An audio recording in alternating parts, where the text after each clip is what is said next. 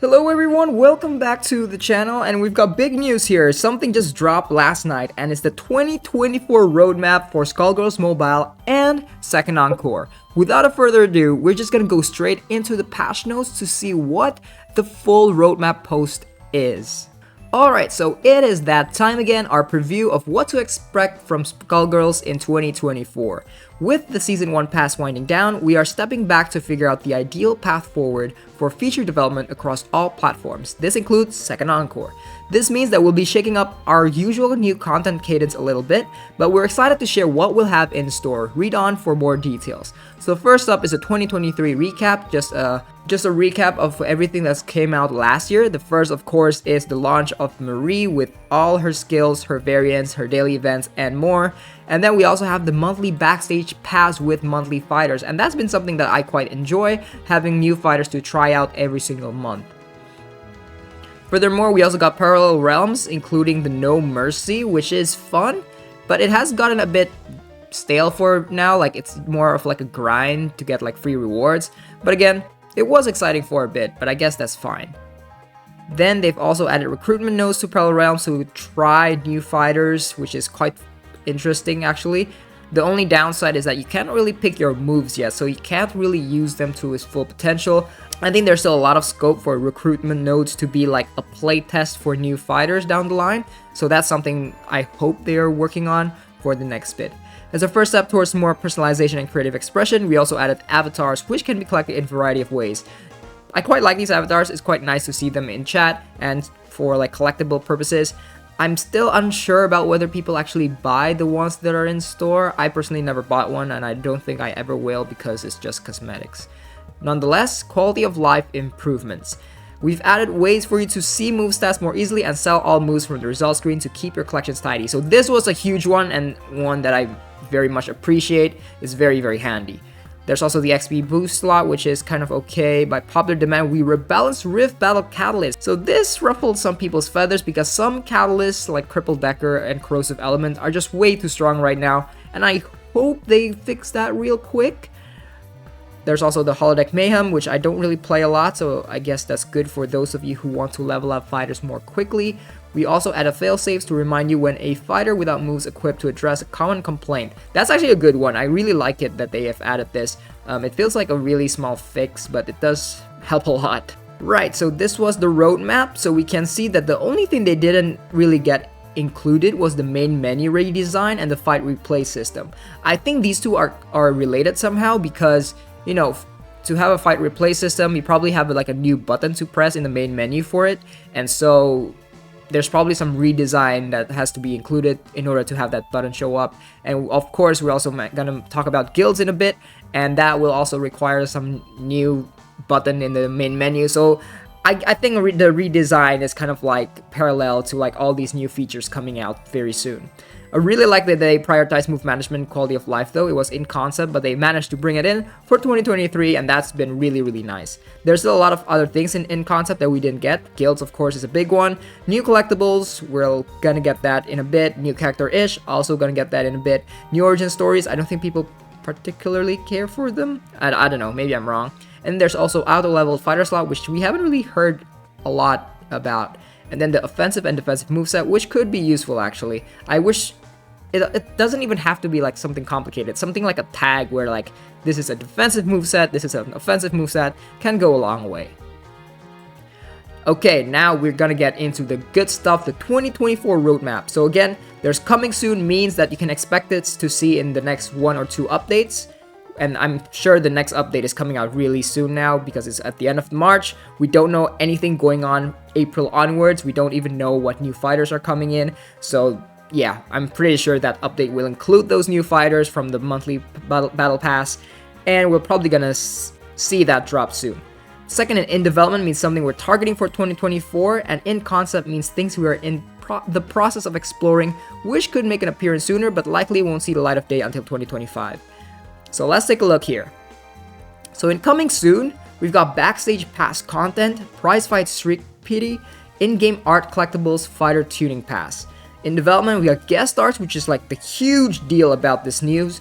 Main menu redesign and fight replay system, we're probably gonna get that this year for now. And then guild foundation features. In-game reference resources are also included. And then in concept, we've got new origin stories, more guild features, more game modes, which is fun, and character kit updates, which a lot of people have been asking for. So good stuff all around. Let's dig into these in a bit more detail. So coming soon, very soon in the next update or the second one following it. So yep, just basically a rehash that we are getting brand new fighters every month. That's still ongoing. We are still getting 2. And this is for the next 3 months. So 3 golds and 3 diamonds in total. There's a Big Ban, finally a new variant for Big Ban, and a new Marie as well. That's interesting. And also a new Eliza. We haven't gotten a new Eliza since ages ago as well. So quite exciting stuff here. Prize fight streak pity. Losing your prize fight streak is awful. Like, maybe I should do something else awful. That is true. That is so true. Soon, every prize fight will have 1 free streak restoration per instance, and the Theonite cost for restoring your streak afterwards will be nominal, no more than 25 Theonite, as opposed to scaling up based on your streak. That is a very huge change. Now people will play prize fights more often, I think, because honestly, if I lose a streak and I was at streak 40, I just need a rest. I don't really want to spend half an hour climbing up and restoring my streak. I probably would play a different game. So I'm glad this is happening so I can just keep on continuing, finish those milestones, and be done with it. Hopefully this will make achieving those prize fight milestones more engaging and less stressful. So that's a good thing, right? We can now achieve those milestones way more easier. I think that's the goal from this update, this prize fight streak pity, is that people can reach milestones much easier. However, the negative aspect that I could see from this is the point inflation from the event reward. So whether you're getting top 10%, top 10, top 100, and so forth for different prize fights, I'm worried that might inflate certain scores, since people now simply can reset their streak, get more points, get more scores, and, you know, just end up the prize fight with a much higher point score. Hopefully we've gotten to a point where there's enough, you know, players in the game that the inflation isn't felt, but we have seen some inflation over the past few months. But this is a bit of an assumption. We don't know whether that's going to be a problem, but if it is a problem, I hope the devs have like a plan B in store, because that could potentially be a big problem. And I suppose one way to fix it is to increase the gates for the top reward. So instead of top 1%, maybe we do like top 10%, and instead of top 10%, we go from top 15%, you know, just opening up those gates a bit wider so that more people can still achieve the same rewards that they usually get. But we'll see if this is actually a problem or not. The second one is in-game art collectibles. Skullgirls has always been blessed with incredible art, both created internally and by so many of you in the community. So we have seen those posters that we saw from the monthly battle pass. I really quite like that the developers are paying a lot of attention to like the artists within their community and supporting them by, I'm guessing, you know, asking for commissions for these collaborations. We plan to add support for an in-game gallery that will allow you to unlock and collect both classic and brand new high-resolution art that can also unlock stat bonuses for certain fighters. Right, so this is where I'm slightly worried about these stat bonuses for certain fighters. Like, is this going to be like small bonuses where it's so kind of inconsequential, so it's not really making a big impact? Or is this going to be something where it can potentially be like a pay-to-win area? But I'm sure that developers have thought about this, and yeah, I'm kind of curious on how this is going to be implemented. So yeah, this is going to be interesting. It kind of reminds me of NFTs. I hope it's not in that area. But yeah, I'm not sure what to make of this until we get more details. Stat bonuses for certain fighters. So if you get like a portrait and art for like Cerebella, all your Cerebella fighters suddenly get some kind of bonus. Again, it could be useless, it could be like very inconsequential, and really the main draw is those art. I don't know whether people are willing to spend as much for the art. We'll have to see. But this is interesting. It could also lead to like some customization. For example, in the menu, instead of having your normal main menu background, maybe buying this art, you can switch those backgrounds to like something that you purchased. I don't know. It's interesting. I'm looking forward to know like what the idea is behind this and how it's going to be implemented. Last bit is fighter tuning pass. So you get an S tier and you get an S tier. Every fighter deserves a glow up every now and again.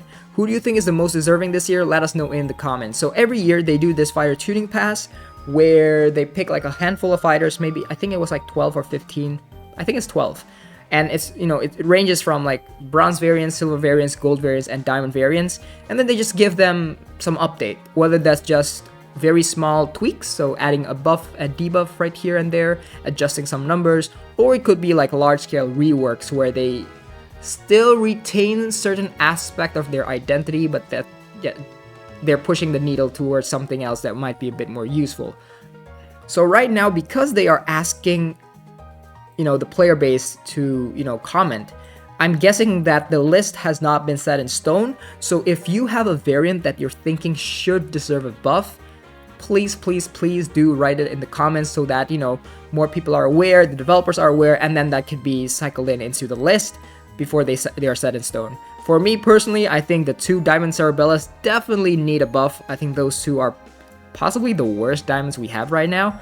And then there's still a couple of silvers and golds, especially the older ones, that might be need some adjustments to make them a bit more viable. So just out of the top of my head, Ultraviolent, Buzzkill, Raw Nerve, Robocopy, and maybe there's a few more. Even things like Wolfsbane, like, might not be useless, but they're also not useful. So there's a lot of variants that could use a glow up, and if you have a favorite that you don't think is good enough for this current meta or for this game, please do write that in the comments so that they can consider whether it's possible to be added. So it can be put into the consideration list. So in development means something we're targeting for 2024, and the big news here is the guest stars. So this is huge. Implementing a brand new Skullgirls character is a massive undertaking that takes a long time. Yep, that's right, it takes about like what? Once a year or something? As such, we're going to be trying something a little different in 2024, guest stars. Guest stars are brand new characters that can be assigned to any fighter. During combat, you can call your guest stars to assist with a special attack or action. The hope is that these characters will be able to be made available at a much more rapid pace than full characters, which will help us bring more of the roster to life more rapidly than we have prior, and will help us gauge popularity to inform who the next full character should be when the time comes. That's really interesting. The final roster of guest stars is still under wraps, but to give you an idea of what we have planned, behold some early concepts of an assist from the hardest working Dagonian in Little Innsmouth, Minette. Oh, this is so good.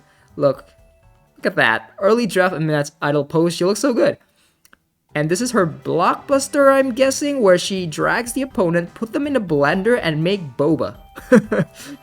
Okay, that's nice. Disclaimer, as always, all in progress art and animations are subject to change. Stay tuned for more details on other Minette moves and who else will be included in the first batch of guest stars in the months to come. So this is very, very interesting, and I think this is the feature that's gonna change the game by a whole lot. Characters are usually locked by like the abilities they have from their signature abilities, but also from their character's kit. By having these guest stars, that can open up a lot of possibilities. Now maybe, you know, certain variants can have access. Certain fighters can now have access to debuffs that are usually locked to a couple of variants. For example, Deadeye is a rare buff that only Black Dahlia has a lot of access to it, but not other characters only have access to it through like certain variants. Maybe these guest stars will be that chance where you can have access to certain unique buffs, debuffs, and opens up a character's kit a bit more open for different situations. I'm really excited to see how this is going to be implemented as well. There's still a lot of questions. Is this going to take up a move slot? Is it a BB3? Does it have meter to be charged, or does it charge through some other mechanics or ways? Are there any special bonuses when using these? Are there any special effects? There's just a lot of things to consider here, and I'm quite excited to see it actually. So we're kind of guaranteed that there's not going to be just one move, so there's other Minette moves. So I'm guessing a character like Minette or like some other characters they're coming in for guest stars will have a couple of blockbusters and special moves you can use in conjunction. How's it going to work with the AI?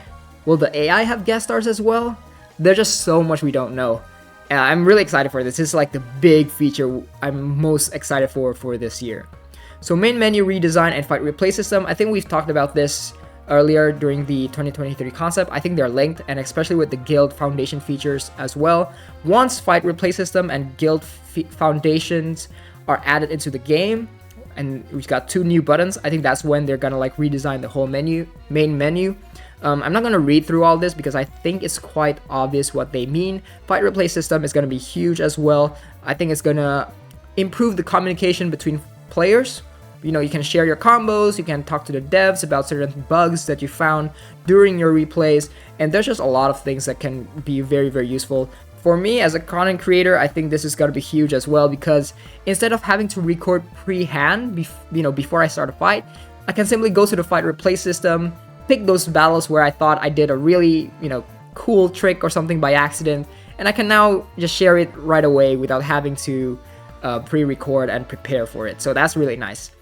Guild Foundation features: put down your pitchforks, extinguish your torches. A key pillar for our full suite of future guilds features are in the works. Guilds are a pretty massive undertaking for us as a small team, hence why they've been coming soon for so long, but we're planning on taking an iterative approach that will build up the feature set prior to a full-fledged system launch. For this first MVP version, in case you're wondering, that's minimum viable product, we'll be focusing on the process of creating a guild, establishing a sense of in-game community for your guild, and giving you and your guildmates things to accomplish together.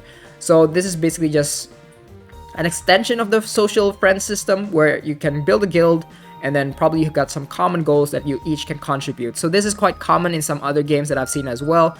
But what I'm excited about is that what happens next. After these features, these foundation features are implemented, there's the gates are wide open for very unique guild experience that are exclusive to this game. We look forward to this as the start of the next phase of the Skullgirls mobile experience. For sure. This is exciting. In-game reference resources: did you know that precision hits are not only guaranteed to crit but also will not trigger signature abilities?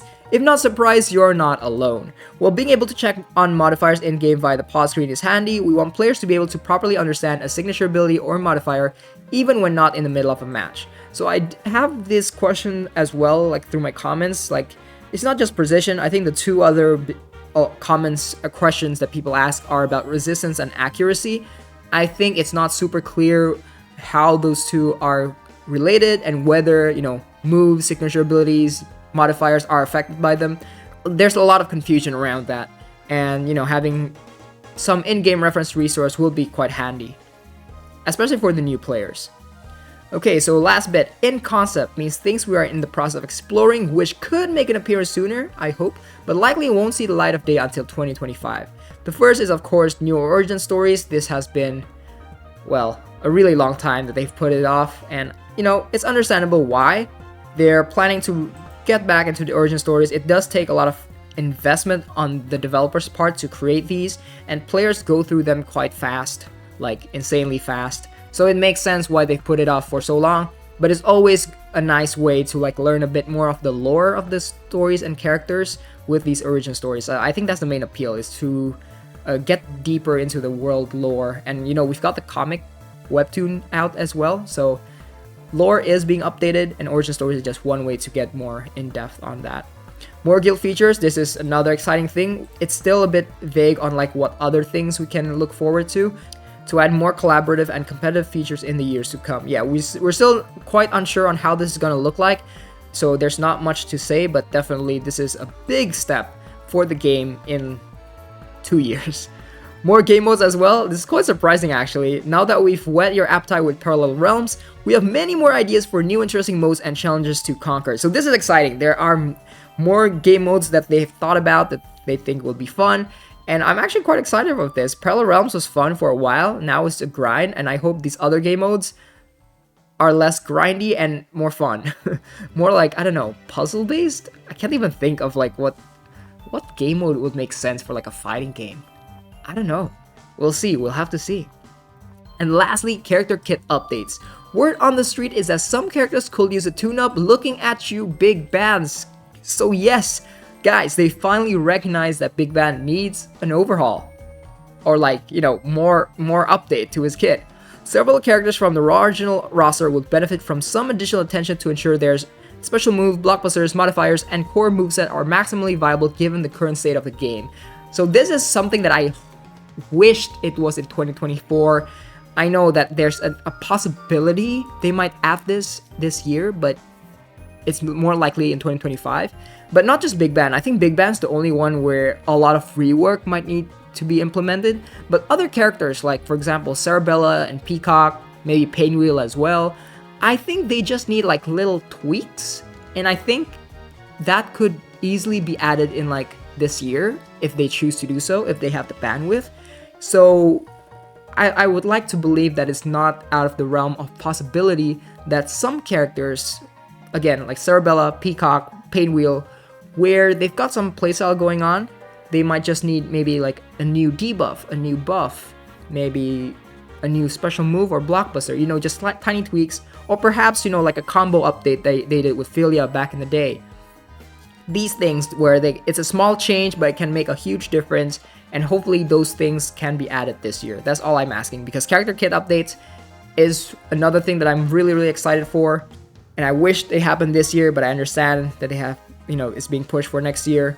But it's the only one in the in-concept phase where we've got a good idea of what to expect. Like, guild features and game modes are cool and all, but we don't know what they're gonna be or gonna look like, so there's not really any hype on that. So we'll see. Things are looking good though. The next stage, I think the next part here is just Skullgirls second encore news that I'm just gonna go through very briefly. So Marie's DLC is gonna launch in all platforms. Additional voice acting is gonna be pushed to 2025. And SGM, you know, the mobile version gets a new variant two new variants every month. And so that comes with new palettes, and they're adding them into second encore for free. It's pretty much the news here. There's also this very cryptic message. Although we don't currently have news on what to expect on this front at this time, just know that we are still intending to support both the console and mobile versions of Skullgirls for years to come. Stay tuned for more details in the coming months. New features, content, characters. So we don't really know what's going on here. Oh well. In other news, the Skullgirls Championship Series. So this was first launched, I think, 2 years ago in 2022. Or was that 2021? I don't even remember. But this was a pretty cool event where we get to see second encore, top players play it out for a prize pool. I actually quite enjoy watching this. It was a lot of hype.